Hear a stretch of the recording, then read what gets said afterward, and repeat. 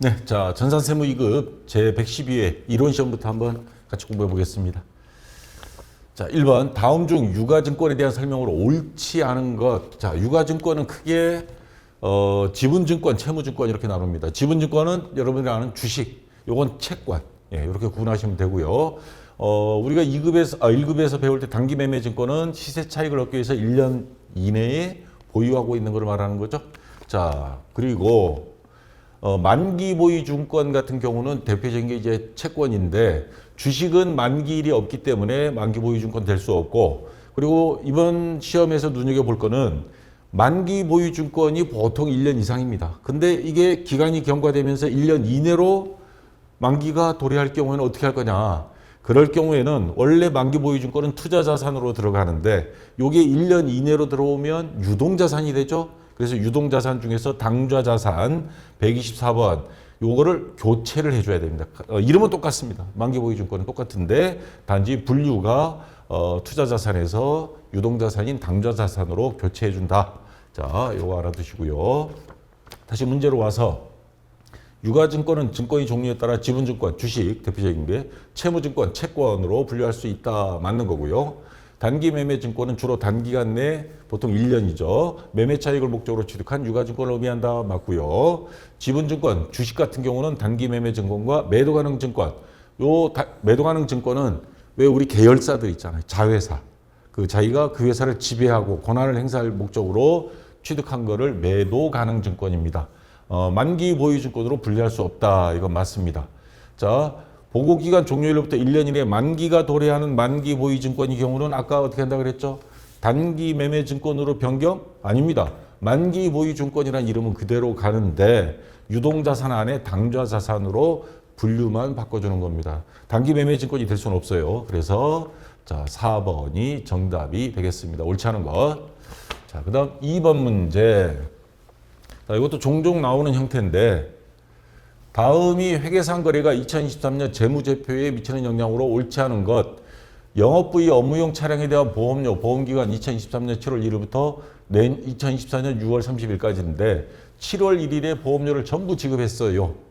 자, 그러면 원래 지급했을 때 7월 1일 날 분기할 때 만약에 비용으로 회계 처리했다. 그럼 보험료 차변에, 자, 그 다음 대변에 뭐 현금으로 줬으면 현금 뭐 이렇게 되겠죠. 자, 이렇게 분기했다가 12월 31일 되면 12월 결산일 되면 별도의 회계 처리를 해야죠. 왜냐? 이 중에 6개월치 2분의 1은 내년도 거지 원래 비용이 아니다 이 말입니다. 그러면 보험료 중에 절반을 비용이 발생 취소해주고 그 다음에 선급비용이라는 자산으로 선급금, 선급비용 같은 개념입니다. 자, 이렇게 처리해줘야 됩니다. 그러면 자산이 증가, 비용 발생 취소. 다시 말해서 이렇게 해야 되는데 이거를 안 했다 이 말이에요. 그러면 자산 증가되는 걸 안 했으니까 자산은 적게 기록이 되었고 비용 발생 취소해야 되는데 안 했으니까 비용은 과대 계상되어 있습니다. 그리고 비용이 많이 되니까 이익은 줄어들겠죠. 자, 지금 이렇게 된 겁니다. 자, 옳지 않은 것. 비용 과대 이건 맞죠. 당기순이익 적게 됐죠? 맞고요. 부채는 아무 상관없고요. 근데 자산이 과대? 아닙니다. 자산도 지금 적게 돼 있습니다. 선급 비용을 안 적었기 때문에. 그래서 1번이 정답이 되겠죠. 자, 그 다음 3번 문제입니다. 자, 유형자산 취득 이후에 지출이 있을 때 수익적 지출, 자본적 지출에 대한 문제입니다. 자, 볼게요. 자, 뭐 이 정도 다 아시겠죠? 1급이나 2급에서 배웠던 거니까. 자, 건물의 가치나 내용연수 연장과 무관할 경우에는 전부 다 수선비, 수익적 지출하고 자본적 지출은 가치가 실질적으로 증가하거나 내용연수, 수명을 연장하는 거, 한 층을 더 올리거나 엘리베이터 설치하거나 이런 경우. 자, 그래서 문제로 가서 유형자산이 인식기준을 충족하는 경우에는 자본적 지출로 처리하고 충족하지 못하면 수익적 지출로 처리한다. 자, 맞고요. 본래의 용도를 변경하기 위한 지출은 자본적 지출 맞죠. 용도를 바꾼다 그러면 대대적으로 이제 바꿔야 되고 자산 가치가 변동이 되기 때문에 자산이 원상 회복, 유리창 깨진 거 다시 끼워놓고 수선 유지를 위한 지출 뭐 도색 작업 뭐 이런 것들이죠. 이거는 뭐예요? 잘못된 거죠. 수익적 지출이 돼야죠. 자, 요게 뜰려서 정답은 나왔습니다. 3번이고요. 건물 벽이 도장, 페인트 칠하는 거, 파손된 유리창 대체, 일반적인 소액 수선비는 수익적 지출에 해당한다. 맞는 말이 있죠. 자, 그 다음 4번 문제. 자, 요게 조금 까다로운 문제였습니다. 이번에. 다음 중 용역이 제공. 보통 재화의 판매 또는 용역이 제공. 재화는 물건 파는 거고 용역은 서비스를 제공하는 겁니다. 수익 인식 조건에 대한 설명으로 틀린 것. 어떨 때 용역 서비스를 제공하고 수익으로 보느냐. 요거에 대한 문제입니다. 자, 용역의 제공은 이론교재 137페이지에 설명했던 건데 자, 용역 제공 거래의 성과를 신뢰성 있게 추정할 수 있을 때 진행 기준에 따라 인식한다. 대표적인 케이스를 우리 학원비를 내죠. 그럼 학원비를 우리가 반환해달라고 할 때도 있고 중간에 그만둘 때도 있고 근데 학원이 어느 정도 강의가 진행이 됐으면 돌려받지 못하죠. 자, 그러한 경우들이 진행 기준에 따라 인식하고 또 아파트 건설 공사를 지어달라 건설사에 맡기면 재개발 건축들만 하죠, 요즘. 그러면 우리가 착수금, 중도금 여러 번 하고 나중에 잔금을 치르듯이 그렇게 하는 게 신뢰성 있게 추정될 때 진행 기준에 따르다는 거. 자, 그래서 요럴 때 수익 금액을 신뢰성 있게 측정할 수 있고 계약서에 명시가 되겠죠. 경제적 효익 유입 가능성이 높고 진행률을 어떻게 측정할 수 있어야 되고 그 다음에 이미 발생한 원가, 거래의 완료를 위하여 투입해야 할 원가를 신뢰성 있게 측정할 수 있어야 된다는 조건이 있습니다. 근데 하다 보면 건설회사도 보면 원자재가 상승해버린 경우도 있죠. 그래서 요즘 뭐 분양가가 뭐 굉장히 오른다 이런 말도 있지만 자, 아까 수강료 같은 경우 강의 진행 기준에 따라서 수강료를 반환할 수도 있고 일부분만 반환할 수도 있고 안 돌려줄 수도 있습니다. 그 다음에 여기 보면 뭐 도급공사, 건설공사 같은 거, 그 다음 광고 수수료 이러한 것들이 들어갑니다. 자, 그래서 용역 제공거래에서 이미 발생한 원가와 그 거래를 완료하기 위해 추가로 발생할 것으로 추정되는 원가의 합계액이 해당 용역 거래의 총 수익을 초과하는 경우 수익에 대비해서 원가 비용이 더 커져버리는 경우는 어떻게 할 거냐. 그럴 때는 그 초과액 그리고 이미 인식한 이익까지 합쳐서 전부 다 단기 손실로 처리 가능합니다. 자, 오히려 해서 손해보는 경우가 있어요. 자, 그 다음에 근데 용역 제공거래의 성과를 이게 어느 정도 됐다. 강의 같은 경우 몇 강까지 했다. 딱 나오는데 광고 수수료는 예를 들어서 광고를 찍어서 소비자들 반응을 뭐 보겠다. 뭐 이런 식으로 나왔을 때 성과를 신뢰성 있게 추정할 수 없는 경우도 있습니다. 이러한 경우에는 발생한 비용이 범위 내에서 회수 가능한 금액. 그러니까 광고회사가 광고주로부터 받는 금액을 수익으로 인식합니다. 진행률을 정확하게 추정하지 못할 경우에도 회수 가능한 광고주로부터 받는 그래도 어느 정도 기본적으로 받기로 한 금액이 있으면 그걸 수익으로 본다 이 말입니다. 자, 다시 문제로 가서 자, 용역이 제공으로 인한 수익이직 조건에 대한 설명으로 틀린 것입니다. 용역 제공 거래의 성과를 신뢰성하게 추정할 수 있을 때 진행 기준에 따라 인식한다. 이건 가장 기본적인 원칙이고요. 이미 발생한 원가와 그 거래를 완료하기 위해 추가로 발생할 것으로 추정되는 원가의 합계액이 수익보다도 비용이 더 많을 경우 그럴 때는 그 초과된 비용과 이미 인식한 이익의 합계액을 전부 다 단기 순손실로 처리할 수 있다 그랬죠. 그 다음에 용역 제공 거래의 성과를 신뢰성 있게 추정할 수 없는 경우도 있다 그랬죠. 그럴 경우에 발생한 비용이 범위 내에서 회수 가능한 금액을 일단 수익으로 잡고 비용 차감하고 세무신고하면 되겠습니다. 자, 이것도 맞고요. 용역 제공 거래의 성과를 신뢰성 있게 추정할 수 없고 발생한 원가의 회수 가능성도 낮아. 그럼 완전 망한 건데 수익을 인식하지 않고 발생한 원가도 비용으로 인식하지 아니한다? 아니죠. 발생한 원가는 비용으로 인식해야 돈도 받을 가능성도 없고 그래야 요거를 어떻게? 그래도 세금이라도 적게 내야죠. 안 내든가 아니면 환급 받든가. 자, 그래서 요거는 잘못된 겁니다. 비용으로 수익은 인식하지 못하죠. 왜냐? 회수 가능성이 없기 때문에. 근데 원가는 비용으로 인정을 국세청에서 해줍니다. 그래서 4번이 정답이 되고요. 좀 어려운 문제입니다. 이거 사실. 자, 그 다음 5번 문제. 자, 이거 간만에 나온 문제인데 보수주의라는 게 있습니다. 회계에서. 보수, 좀 뭐 우리 진보 보수 뭐 이야기하죠. 조금 뭐라고 해야 되나? 급진한 거 아니면 유리한 거, 좀 안정적으로 가는 그런 느낌 단어죠. 일반 기업 회계 기준상 보수주의에 대한 예시로 옳지 않은 것.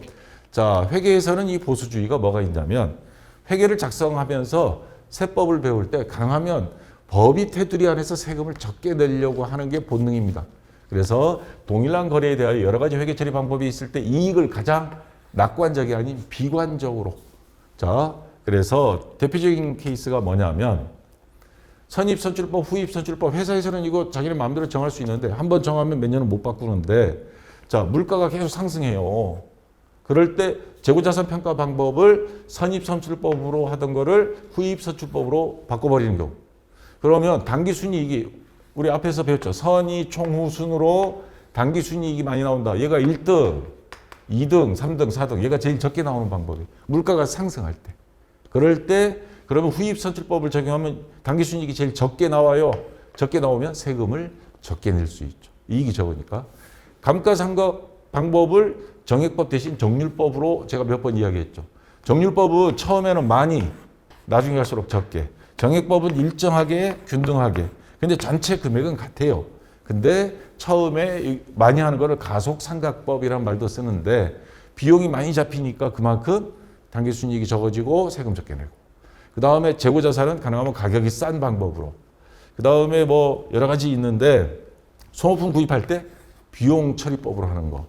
그 다음 우발 손실. 재판 들어갔는데 고객들 대상으로 집단 소송해서 엄청나게 손해배상 해줘야 될 것 같아. 이런 건 적어 놓습니다. 대신에 우리가 좀 이익이 생길 것 같다. 그거는 안 적고. 예, 그런 식으로 하는 겁니다. 자본적 지출 대신 수익적 지출로 처리해버리면 비용으로 처리가 되니까 또 세금 적게 내겠죠. 이런 게 보수주의입니다. 자, 문제로 돌아와서 자, 재고자산 평가가 평가 시 저가주의 싼 걸로 해야 자산이 적게 되고 이익이 적게 나오니까 맞고요. 회계연도 이익을 줄이기 위해 유형자산이 내용연수를 임의로 단축한다. 감가상각 방법을 선택하는 것은 자유지만 내용연수가 상법상 보통 정해져 있는데 이거를 임의대로 단축해버린다? 요거는 회계 오류입니다. 이건 걸려요. 그래서 얘는 안 됩니다. 물가 상승 시 아까 재고자산 평가 방법은 예, 후입선출법. 선의 총후 중에 제일 마지막. 요거를 적용하면 예, 당기순이익이 적게 나온다는 거. 우발 손실은 인식하나 우발 이익은 인식하지 않는다. 자, 요러면 얘만 들어가니까 당연히 자, 적어지겠죠. 이익이. 자, 맞고요. 그래서 정답은 2번이 되겠습니다. 자, 6번 문제. 자, 이제 원가 회계입니다. 다음 중 원가 행태, 조업도, 다른 우리가 일반적으로 쓰는 말은 생산량, 생산량에 따른 분류에 대한 설명이다. 설명으로 가장 틀린 것. 자, 조업도 주로 나오는 게 총고정비, 고정비, 변동비 나오는데 고정비 하면 딱 예를 하나 생각하세요. 임차료. 매달 지급하는 임차료. 우리가 생산량이 아무리 많아졌다 그래서 집주인이, 건물주인이 임차료 더 내라고는 안 하죠. 자, 보통의 경우. 근데 자, 생산량이 늘어나. 생산량이 늘어날수록 단위당 고정비는 줄어들겠죠. 박리담회 하는 식당 보면 뭐예요? 다 고정비를 많이 팔면 그만큼 비용이 단위당 고정비는 줄어듭니다. 그런 식으로. 자, 그 다음 변동비 대표적인 게 뭐예요? 재료비.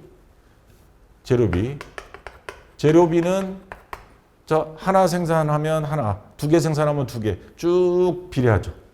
그러면 총 변동비는 생산량이 늘어날수록 총 변동비는 증가합니다. 근데 단위당 변동비는 하나 만드나 100개 만드나 각 한 개당 들어가는 한 개당 재료비는 똑같죠. 자, 이게 약간 헷갈리니까 시험 문제 종종 나오는데 다시 문제로 가서 자, 고정 원가는 조업도의 변동과 관계없이 일정하게 발생하는 원가이다. 아까 임차료 맞죠? 조업도가 증가하면 총 변동 원가도 증가하다. 변동비입니다. 재료비. 조업도가 증가, 생산량이 늘어나면 총 재료비도 증가한다. 맞죠? 제조 공장의 임차료는 대표적인 고정 원가, 고정비 맞죠? 자, 조업도가 생산량이 감소하면 단위당 재료비 변동 원가 증가해요? 아니요. 얘는 생산량에 상관없어요. 단위당 재료비는 항상 일정합니다. 총 재료비는 늘어날 수도 있고 생산량이 감소하면 줄어들 수도 있지만 이거는 자, 잘못 들어간 거죠. 그래서 4번이 틀린 것 정답이 되겠죠. 자, 그 다음 7번 문제. 자, 요 문제에 대해서 의제기가 이번에 좀 들어갔더라고요. 자, 주식회사 한국은 제조간접 원가를 직접 노무 시간 기준으로 배부하고 있으며 제조간접 원가 배부율은 시간당 2,000원이다. 제조간접 원가 실제 발생액이 1,800만 원이고 실제 직접 노무 시간이 10,000시간이 발생한 경우 제조간접 원가 배부 차이는 얼마인가? 근데 예전에 나오던 제조간접비 예정 배부 그거하고 문제상 뭐가 좀 틀린가 해서 봤더니 저도 이거 뭐지? 예전 시험 문제 보면 이 앞에 예정이란 말이 들어갔습니다. 예정 배부하고 있으며 제조 간접 원가 예정 배부율은 이런 식으로 나왔었거든요. 근데 이 단어가 없어요. 그래서 이거 의제기해서 답변 나온 거 보니까 예정이란 말이 없어도 실제 발생액이 나왔고 배부 차이라는 단어가 들어갔으니까 예정 배부액과 실제 발생액 배부 차이 금액을 계산하라는 말이 자동으로 된다. 물론 뭐 틀린 말은 아니에요. 근데 이건 출제위원이 조금 이거는 저는 아니라고 봅니다. 이렇게 좀 확실히 해주는 게 좋은데, 자, 이런 문제가 하나 있었고 또 뒤에 제가 좀 욕 나오는 문제가 하나 있었어요. 자, 어쨌거나 예정 배부하고 실제 배부하고 차이를 구하라고 그랬으니까 예정 배부액은 실제 기준, 예를 들어서 전기 사용량일 수도 있고 노무 시간, 사람들이 일한 시간일 수도 있고 뭐 기준은 정확히 나름입니다. 자, 실제 기준에 예정 배부율을 곱해줍니다. 왜 이걸 하냐 하는 건 앞에 원가외에서 제가 이론을 설명했죠. 전기세 아이스크림을 만들어야 돼, 빨리. 그래서 7월 여름철을 앞두고 6월 달에 대량 생산했어요. 근데 그러면 6월 달 아이스크림 100만 개 만들었으니까 이게 하나당 원가를 알아야 판매가를 정할 거 아니에요. 근데 원가를 계산하려고 보니까 재료비니 뭐니 다 되는데 전기세, 전력비 고지서는 언제 나와요? 그 다음 달에 나오죠. 그럼 늦어요. 그러니까 우리 과거 몇 년 동안 해온 경험으로 보니까 전력 사용량이 얼마면 전기세 얼마 나오더라. 제품 몇 개 만들면 얼마 나오더라. 해서 예정 배부율을 곱하는 겁니다. 예상하는 걸로. 이거는 실제 생산량, 여기서는 노무 시간, 이걸로 따진 거죠. 했다가 나중에 고지서 나온 다음에 비교해 보니까 우리가 예정 배부를 많이 했구나, 적게 했구나, 이걸 계산하는 거죠. 자, 실제 노무 시간 기준으로 하라 그랬으니까 실제 노무 시간 몇 시간이에요? 실제 노무 시간은 10,000시간. 그럼 10,000시간 곱하기 예정 배부율은 시간당 여기 있죠. 배부율은 시간당 2,000원 곱하기 2,000원 하면 2천만 원 나옵니다. 자, 근데 실제 제조간접비 실제 발생액은 1,800만 원이라고 그랬어요. 예정 배부액을 먼저 합니다. 그 다음에 실제는 나중에 나오는 거예요. 그러면 자, 예정 배부액은 2천만 원, 실제는 1,800만 원. 예정을 많이 했죠. 200만 원. 그래서 예정 배부액을 기준으로 봤을 때 실제보다 과대 배부했더라. 얼마? 200만 원. 그래서 1번이 정답이 되겠습니다. 자, 그 다음 8번 문제. 자, 공선품에 대한 문제가 나왔는데 이번에 조금 어렵게 나왔어요. 자, 요거를 제가 문제로 가서 다음은 주식회사 한국이 제조활동과 관련된 물량흐름 관련 자료이다. 이에 대한 설명으로 옳은 것. 자, 여기 보시면 기초 제공품 500개, 단기 착수량 5,000개, 기말 제공품 300개. 그러면 제공품 계정에서 쫙 했을 때 기초 여기다 적죠? 단기 착수량 더하면 5,500개예요. 자, 합계는 똑같아야 되니까 5,500개. 기말 제공품이 300개예요. 얘는 빼죠. 300개 빼면 5,200개가 나와야 정상인데, 근데 우리 뭐 삼성 반도체도 보면 3나노 수율, 그러니까 성공률이 뭐 한 75%만 나오면 괜찮은 거라 그러더라고요. 불량품이 안 나올 수는 없죠. 어디든. 자, 5,200인데 여기 보니까 불량품, 공선품, 우리 사회에서 쓰는 말, 불량품이 700개예요. 그럼 700개 빼요. 그럼 실제적으로 완성된 거는 몇 개? 4,500개입니다. 자, 그 다음 이 불량품도 다시 두 개로 나눕니다. 정상적으로 나온 공손이냐, 비정상 공손이냐, 이렇게 구분합니다. 이 정도는 항상 나오는 거야 하면 정상 공손. 그 다음에 아니야, 이거는 작업자의 실수야. 그럼 비정상 공손으로 나눕니다. 어쨌거나 이 700개를 가지고 두 개로 구분할 겁니다. 자, 그러면 여기서 우리가 눈여겨봐야 될 거. 자, 여기 보기를 보시면 1, 2, 3, 4가 다 완성품이 10%가 정상공손이면 다 똑같죠. 완성품은 아까 5,200개가 아닙니다. 완성품은 이겁니다. 공손품, 불량품 빼고 나니까 4,500개. 여기에 10%면 몇 개예요? 곱하기 0.1, 450개가 정상공손이라면 가정을 붙여놨습니다. 그러면 정상공손 450개. 아까 공손품이 700개라 그랬죠. 700개에서 450개가 정상이면 빼면 나머지 250개. 얘는 비정상 공손입니다. 자, 이제 구분이 됐죠. 그러면 보겠습니다. 완성품이 10%가 정상 공손이면 완성품 수량은 4,200개이다. 이건 뭐 말이 좀 이상해요. 완성품은 4,500개입니다. 틀렸고요. 완성품이 10%가 정상 공손이면 정상 공손 수량은 450개이다. 이게 맞죠? 450 정상, 250 비정상. 자, 그래서 2번이 일단 정답은 나왔고요. 자, 완성품이 10%가 정상 공손이면 비정상 공손 수량은 280개이다? 아니죠. 250개입니다. 자, 정상 공손 수는 420개 틀렸죠? 450개입니다. 그래서 정답은 2번이 되겠습니다. 자, 그 다음 9번 문제.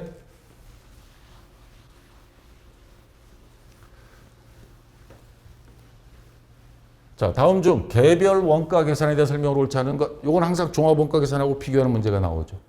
자, 개별 원가 계산, 종합 원가 계산. 뭐 간단히 생각하세요. 조선업, 배 만드는 거. 하나씩 주문 생산, 아파트, 건물 한동. 요거는 과자. 이런 거 대량 생산하는 거. 자, 주문 생산. 이거 핵심은 직접비, 간접비. 배 여러 개 만들면 다 따로따로 직접 들어간 건 직접비, 공통적으로 들어가면 간접비. 요거를 간접비 배부하는 게 핵심. 얘는 뭐예요? 재료비와 가공비로 분리해서 월말 제공품 환산량 계산하는 거. 요게 핵심입니다. 자, 그리고 원가 계산표. 제품별로 작업치 시서별로 이렇게 하고요. 얘는 주로 공정별. 라면 공장 가보면 다 공정별로 쫙 움직이죠. 대량 생산하죠. 자, 문제로 돌아가서 작업 원가표, 작업치 시서 뭐 같은 말입니다. 근거로 원가 계산한다. 개별 원가 계산은 이거 맞죠. 그다음 직접 원가와 제조 간접 원가의 구분이 중요하다. 그래서 나중에 제조 간접비를 배부하는 게 핵심이죠. 뭐 직접 배부법, 상호 배부법 한 거 앞에서 배웠죠. 공정별 제품 원가 집계 후 해당 공정이 생산량으로 나누어 단위당 원가. 이건 뭐예요? 이건 종합 원가 계산. 과자, 아이스크림 생산하는 단위에서 공정별로 하는 거죠. 개별 원가 계산은 아닙니다. 그래서 3번이 정답이 되고요. 주문 생산 형태에 적합한 원가 계산, 개별 원가 계산. 예. 선박 같은 거, 비행기. 자, 그 다음 10번 문제. 자, 월말 제공품 환산 계산하는 거 나왔습니다. 아래 이 자료를 이용하여, 자, 여기까지입니다. 요거는 제가 만든 거고. 평균법에 의한 가공원가의 완성품 환산량입니다. 계산하면 얼마인가? 월말 제공품, 쉽게 말하면 사회에서는 미완성품. 미완성품 금액을 완성된 걸로 환산해서 계산할 때는 그 미완성품에 들어간 모든 비용에다가 모든 수량으로 나누기 해주고 월말 제공 환산량을 다시 곱해주면 월말 제공품 금액이 나옵니다. 자, 그러면 지금 기초 제공품이 1,000개라 그랬어요. 자, 제공품 계정 제가 그냥 임의대로 하나 그려서 기초 제공품 1,000개, 단기 착수 3,000개 그러면 총 완성할 수 있는 건 4,000개인데 다 완성이 안 되죠. 기말 제공품 2,000개가 있어요. 2,000개를 빼면 나머지 완성된 게 2,000개입니다. 그러면 이 공식에서 구하는 건 환산량만 계산하라 그랬습니다. 월말 제공품 금액을 구하라는 게 아니고 요것만 계산해 보라. 완성된 수량을 아까 계산했죠. 2,000개에 미완성품, 얘를 완성된 걸로 환산했을 때 총 몇 개냐. 요걸 계산하라고 하는 겁니다. 그러면 2,000개 곱하기 완성도가 40%예요. 곱하기 하면 사이는 800개? 예, 800개입니다. 그럼 두 개 더하면 전부 다 미완성도 완성된 걸로 환산했을 때 2,800개가 나옵니다. 그래서 정답은 1번이 되겠죠. 예, 이렇게 해주시면 되고요. 자, 그 다음 이제 부가가치세입니다.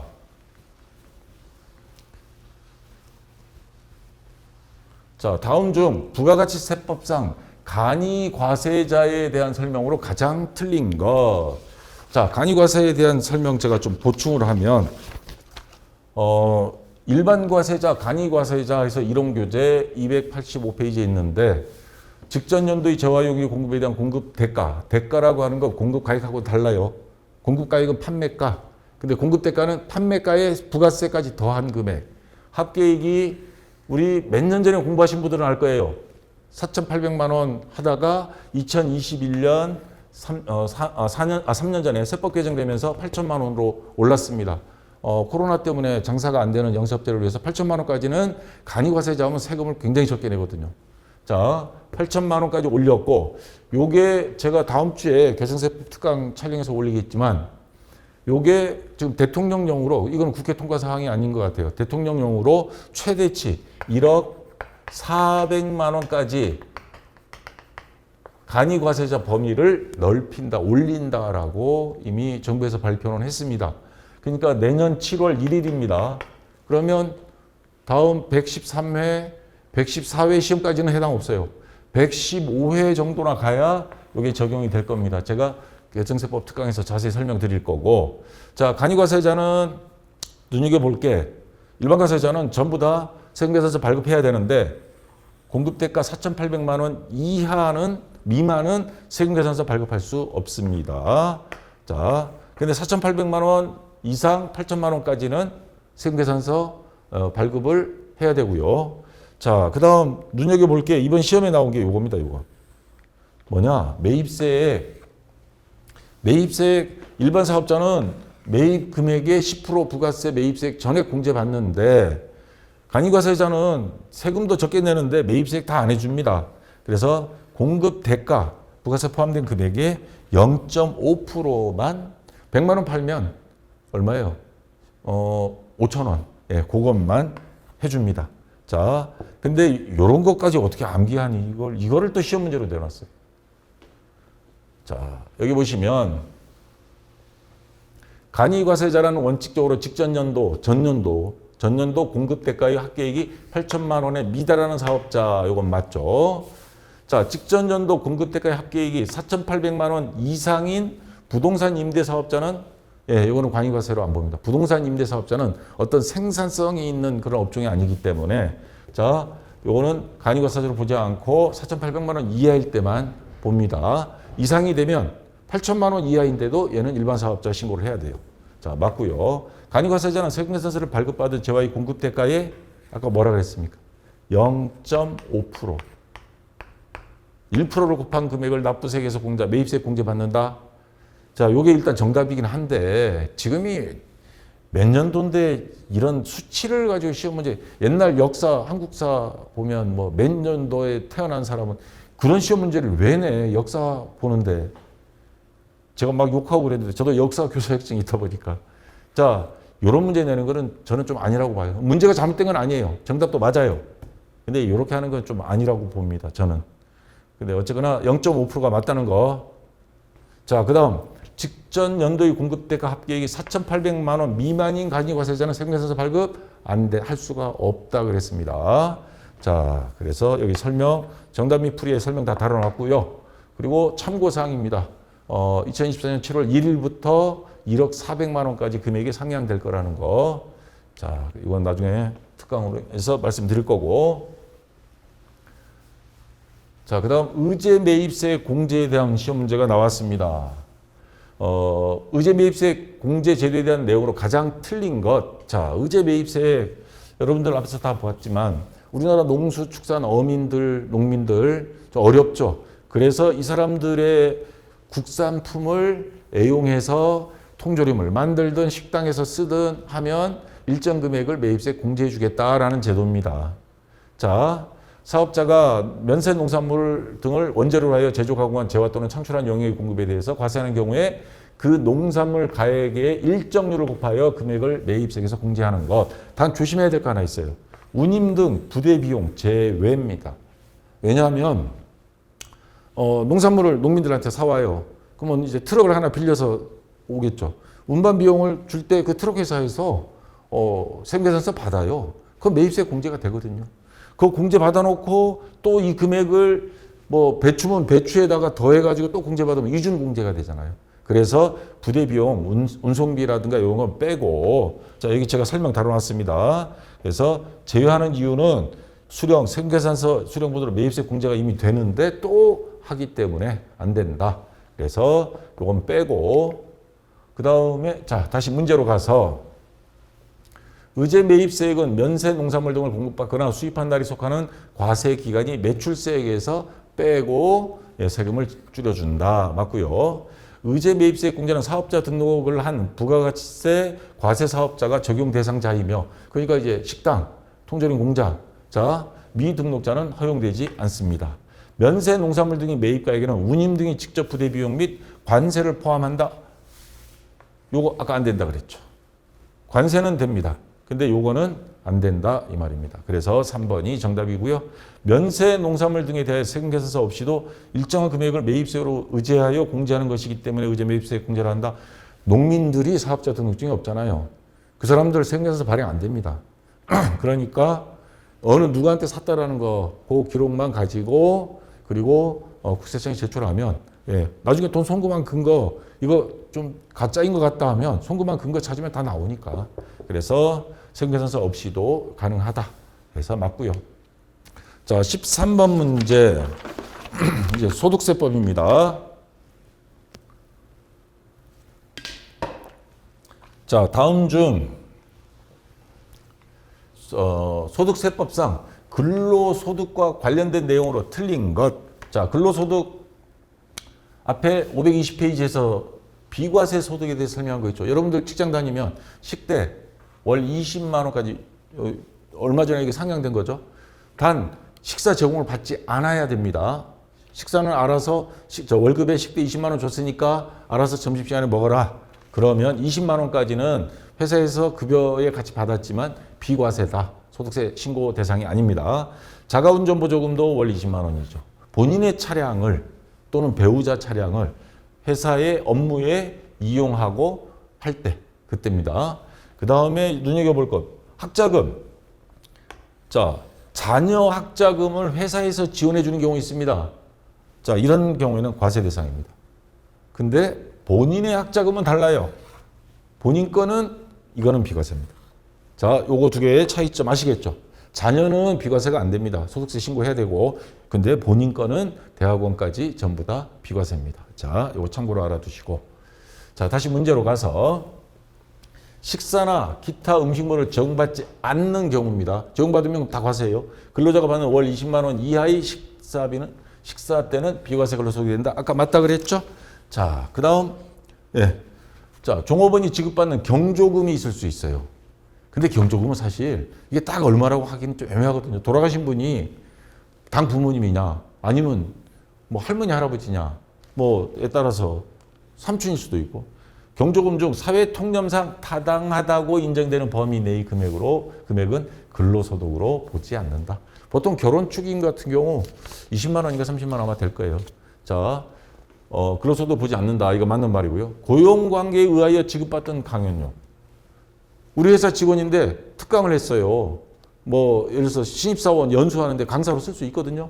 그런 경우에 그 사람한테 강연료를 주면 그거는 근로소득으로 봅니다.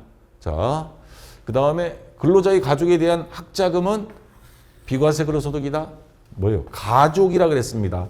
근로자에 대한 하면 맞는 거예요. 근데 가족이니까 이거는 과세 소득입니다.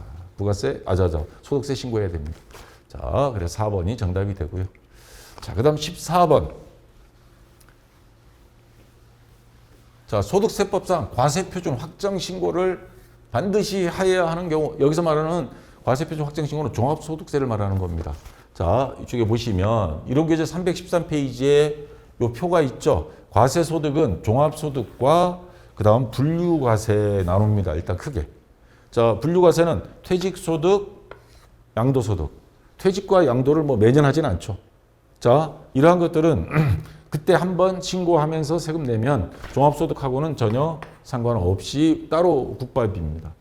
근데 종합소득은 이 소득이 있으면 종합소득 대상인데, 자, 이 중에서 이자 소득부터 기타 소득까지 중에, 자, 예를 들어서, 근로소득, 월급쟁이, 요것만 있다. 그러면 연말정산하고 종합소득은 그 다음에 4월 달에 신고해서 5월 달에 납부하거든요. 요거는 해당 사항 없습니다. 그냥 연말정산 하나로 끝나요. 종합소득 신고 안 합니다. 그 다음에 이자소득, 배당소득, 이걸 금융소득이라 그러죠. 자, 연 3천만 원 이하는 분리과세해서 종합소득 신고 안 합니다. 자, 뭐 강연 나갔을 때 기타 소득 이런 것도 있는데, 근데 사업소득은 분리과세 안 돼 있죠. 이건 무조건 종합소득 신고 대상입니다. 그리고 근로소득이 있으면서 사업소득이 있다? 뭐 이건 당연히죠. 자, 그래서 종합소득 확정신고 납부할 때 확정신고 생략 가능자, 근로소득만 있는 경우, 퇴직소득만 있는 경우, 공적연금소득만 있는 경우, 그 다음에 사업소득이지만 연말정산하는 보험 모집인 방문 판매 이런 경우는 예외입니다. 이건 사업소득으로 안 보고 근로소득으로 봅니다. 자, 뭐 기타 소득자, 그 다음에 분리과세 뭐 양도소득인 경우에도 안 되고 퇴직소득 아니고, 그래서 퇴직소득이 있을 때 퇴직소득은 빼고 계산합니다. 자, 그래서 퇴직소득만 있는 경우 이건 아니고요. 근로소득과 사업소득이 있어요. 요거 뭐예요 아까? 요거 반드시 종합소득 신고해야 됩니다. 근로소득과 퇴직소득은 뺍니다. 이건 빼고 근로소득만 신고하면 돼요. 퇴직소득도 그때 퇴직할 때 납부하면 끝이고, 근로소득과 보통예금 이자 150만 원, 금융소득인데 3천만 원 이하 이 경우에는 분리과세 돼서 해당 사항이 없습니다. 그래서 2번이 정답이 되고요. 자, 마지막 15번 문제. 자, 요 문제도 제가 진짜 싫은 소리 나올 뻔한 문제. 아주 교묘하게. 자, 소득세법상 종합소득 공제에 대한 설명으로 가장 옳지 않은 것, 종합소득 공제다 하는 거는 소득세를 신고할 때 공제받는 거에 대한 거예요. 자, 여기 보시면 공제 요건 쭉 있죠. 근로소득 금액만 있는 경우에는 총급여 500만 원 이하. 원래 다른 소득은 100만 원 넘으면 인적공제 대상이 아닙니다. 근데 단 근로소득만 월급쟁이에요. 그런데 총급여가 500만 원 이하일 때만 인적공제되고 500만 원 넘으면 인적공제 기본공제 대상이 아닙니다. 자, 이거 조심하시고요. 그 다음 눈여겨볼 게 뭐냐 하면 부녀자 공제하고 한부모 공제 헷갈리지 마세요. 부녀자는 여성만 해당됩니다. 근로자가 다음 여성 근로자입니다. 배우자가 있거나 없거나 상관없습니다. 여성 근로자들은 3천만 원, 연봉이 3천만 원 이하일 때는 부녀자 공제 50만 원을 받을 수 있다. 기본 공제도 받고 부녀자 공제도 이제 받을 수 있는데, 근로소득이 아까 총급여가 500만 원 이상이면 안 되고요. 그건 못 받는 대신에 요거는 그래도 받을 수 있어요. 예. 그 다음에 한부모 가정은 뭐냐면 한부모입니다. 남성이든 여성이든 배우자가 없어요. 그럼 총각도 되겠네? 총각 안 됩니다. 미스도 안 돼요. 왜? 자녀가 있어야 됩니다. 직계 비속 또는 입양자가 있는 경우. 그런 경우에는 자녀가 있는데 혼자 외벌이로 벌면 어렵겠죠. 그래서 100만 원 한부모 공제라는 걸 해줍니다. 단 여자인 경우에 부녀자 공제도 되고 한부모 공제도 될 수도 있잖아요. 그러면 둘 중에 하나. 그러면 금액 많은 걸로 공제받아야지. 부녀자 말고. 예, 이 정도 알아두시고요. 자, 중복 배제 안 된다. 2개 있을 때. 자, 다시 문제로 가서. 자, 2번부터 하겠습니다. 종합소득 금액이 3,500만 원이고 배우자가 없는 거주자로서 기본공제 대상자인 직계비속, 존비속 그러죠. 존은 부모님, 비속은 자녀. 자, 직계비속, 자녀가 있는 자는 한부모 공제가, 배우자가 없고 자녀가 있다, 한부모 공제 가능합니다. 근데 금액이? 이거는 금액 상관없습니다. 한부모 공제는 금액 상관없어요. 자, 이거 맞는 말이 되고요. 부녀자 공제와 한부모 공제가 중복되는 경우에는 금액 많은 거. 한부모 공제만 받는 게 이건 당연하죠. 100만 원인데. 다른 건 50만 원이고. 기본 공제 대상자가 아닌 자는 추가 공제 대상자가 될 수 없다. 그래서 부모님 중에 나이가 만 65세 이상 그럴 경우에 기본 공제며 고령자 경로우대 공제, 근데 기본 공제가 안 되면 그것도 못 받는다. 맞고요. 자, 1번이 그러면 당연히 정답은 되는데 언뜻 보면 맞아요. 근로소득 금액 500만 원이 있는 40세 배우자는 기본공제 대상자에 해당한다. 다른 소득도 없어. 이것도 맞는데. 근로소득 금액이라고 돼 있습니다. 근로소득자가 총급여 이렇게 돼 있습니다. 여기 문제 보면 여기 근로소득자가 총급여 앞에 총급여가 있어요. 근로소득자가 총급여하고 이게 뭐가 다르냐? 뒤에. 네. 총급여하고 뭐가 다르냐? 자, 근로소득 금액과 총급여는 다른 이유가 총급여에서 근로소득 공제를 합니다. 공제를 한 게 근로소득 금액이라 그럽니다. 그럼 총급여 500만 원에서 근로소득 금액 빼면 근로소득 공제를 빼면 근로소득 금액은 당연히 적어지겠죠. 근데 근로소득 금액이 이게 500만 원이에요. 그럼 공제 금액 빼기 총급여는 500만 원 넘겠죠. 자, 제가 한번 계산을 해봤더니 총급여가 1,083만 3,333원일 때 근로소득 공제 얼마 350만 원 기본 공제 더하기 500만 원 총급여 1,083만 3천 마이너스 500만 원 곱하기 0.4 해서 자동 계산 되는데 그래서 근로소득 공제가 583만 3천 얼마 쭉 나옵니다. 빼고 나머지가 500만 원 나옵니다. 그러면 총급여 500만 원은 당연히 넣어버렸죠. 1,000만 원이에요, 이 사람. 그래서 여기에 뜰렸는데 근데 언뜻 보면 우리가 근로소득 총급여를 같은 걸로 인식을 하고 있거든요. 근데 이렇게 또 아까 0.5% 1% 총급여 근로소득 요것도 말장난 또 해놨습니다. 하여튼 좀 쏘가버린 경우들이 좀 있을 것 같아요. 어쨌거나 지금 여기에서는 1번이 정답입니다. 자 이렇게 하고요. 유튜브에 질문 올리신 분들 아직도 있는데 유튜브에서는 댓글을 못 봐요. 질문만 보이고 답변만 보이고 댓글은 전혀 볼 수 없기 때문에 가능하면 여기 네이버의 박쌤 전산에게 오셔가지고 등업 없이 한 30만 개 질문 답변 다 데이터베이스가 있으니까 그거 보시면 공부하실 때 편할 겁니다. 자, 요거 들어와서 보시고요. 자, 좀 쉬고 다음 시간 이어서 실무시험 같이 하도록 하겠습니다. 자, 수고했습니다.